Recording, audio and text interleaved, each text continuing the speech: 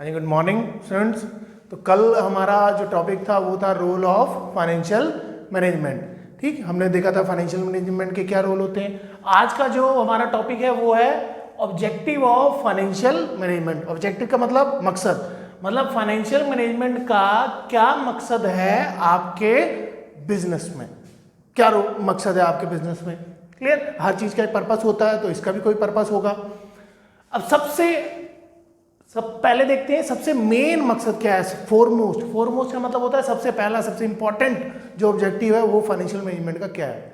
हम ये जो फाइनेंशियल मैनेजमेंट कर रहे हैं किसके लिए कर रहे हैं? बिजनेस के लिए।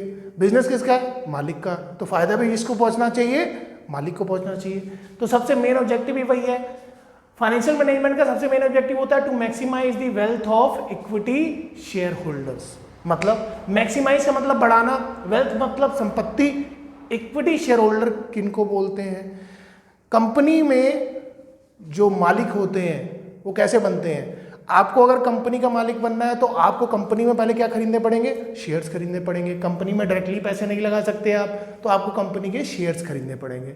शेयर्स क्या होते हैं? अपनी टोटल कैपिटल को छोटे छोटे पोर्शन में डिवाइड कर देते हैं। हर पोर्शन को क्या बोलते हैं? शेयर्स बोलते हैं। जो भी पर्सन वो शेयर्स खरीदता है वो बन जाता है कंपनी का ओनर और उसको बोला जाता है इक्विटी शेयर होल्डर। मतलब इक्विटी शेयर होल्डर कौन हुए? कंपनी के ओनर हो गए। और इनकी अगर वेल्थ बढ़ रही है फाइनेंशियल मैनेजमेंट की वजह से, तो ये आपका ऑब्जेक्टिव जो था पहला वो पूरा हो चुका है। तो फाइनेंशियल मैनेजमेंट का मेन ऑब्जेक्टिव होता है कि वो हम इसीलिए कर रहे हैं ताकि जो शेयर होल्डर है उनकी वेल्थ संपत्ति बढ़ जाए। बढ़ने का मतलब क्या हुआ? It means to increase the capital invested in the business by the share holder. जो शेयर होल्डर ने बिजनेस में पैसा लगा रखा है वो इंक्रीज होता रहे। अगर वो इंक्रीज होता रहेगा तो ठीक है, डिक्रीज होगा तो वो लॉस में जाने लग जाएगा। इंक्रीज कब होता है? जब कंपनी का प्रॉफिट बढ़ेगा। प्रॉफिट बढ़ेगा तो मार्केट में उसके शेयर्स की वैल्यू बढ़ेगी। शेयर्स की वैल्यू बढ़ेगी तो ऑटोमेटिकली उसकी वेल्थ क्या होती जाएगी? बढ़ती जाएगी। तो मैक्सिमाइज का मतलब कैसे करेंगे? मैक्सिमाइज उसकी कैपिटल को इंक्रीज करके। क्लियर होगी बात? तो ये तो मेन ऑब्जेक्टिव है। अब ये फैसला लेगा कौन, ये करवाएगा कौन, कौन हेल्प करेगा इसमें? इसमें आपकी हेल्प करेगा finance manager.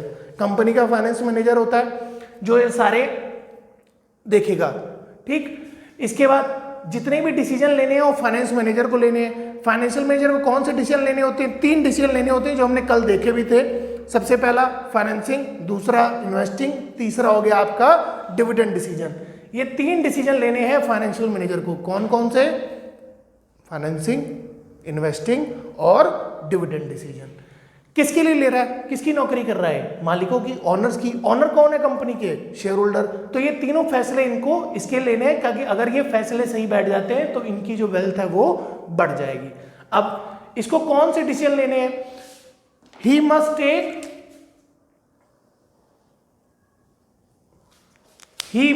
take such decision which will ultimately prove gainful from the point of view of shareholders। मतलब फाइनेंशियल मैनेजर को वो 3 फैसले अच्छे से लेने हैं जिसकी वजह से शेयर होल्डर गेन करे।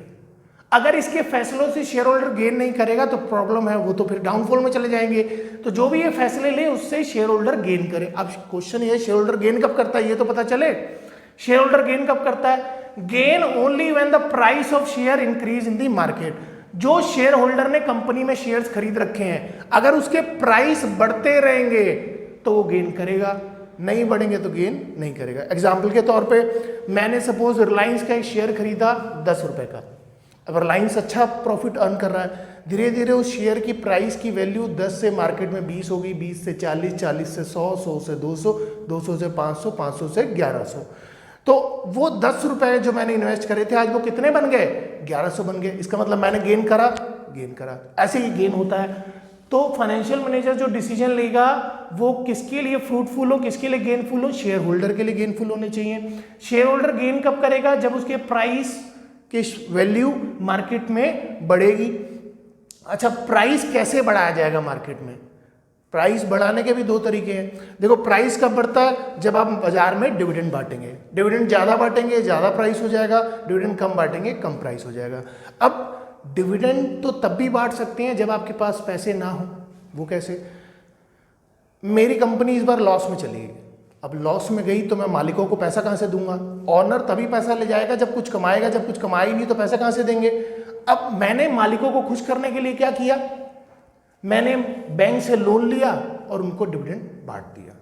अब बाजार में क्या खबर गई, मार्केट में क्या खबर गई कि मैंने तो डिविडेंड बांटा है तो मेरे शेयर्स के प्राइस इंक्रीज हो गए, मगर इस चक्कर में मेरे बैलेंस शीट में एक लायबिलिटी क्रिएट हो गई बैंक लोन की, तो ये तो अल्टीमेटली उनके लिए नुकसान ही होगा कल को। इसीलिए जो प्राइस इंक्रीज हो वो कभी भी मैनिपुलेटिव तरीके से नहीं होना चाहिए, धोखेधड़ी से नहीं होना चाहिए, ऐसी एक्टिविटी से नहीं होना चाहिए। फिर कैसे इंक्रीज होना चाहिए प्राइस?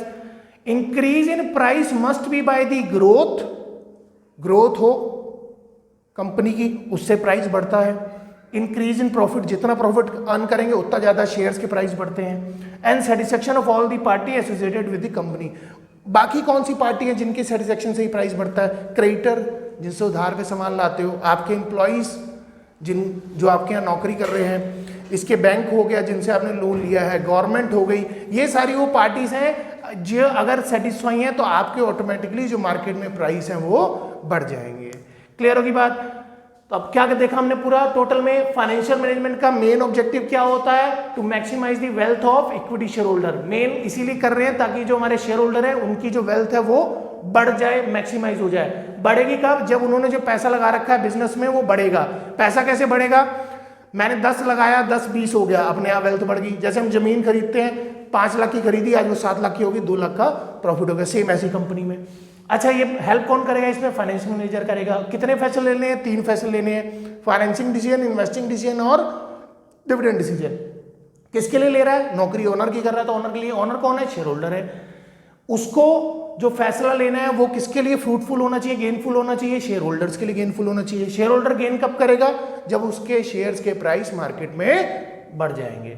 बढ़ते कैसे हैं? कभी भी धोखाधड़ी से प्राइस नहीं बढ़ने चाहिए, हमेशा प्राइस ग्रोथ की वजह से, प्रॉफिट की वजह से और सेटिस्फेक्शन की वजह से ही बढ़े। इसके बाद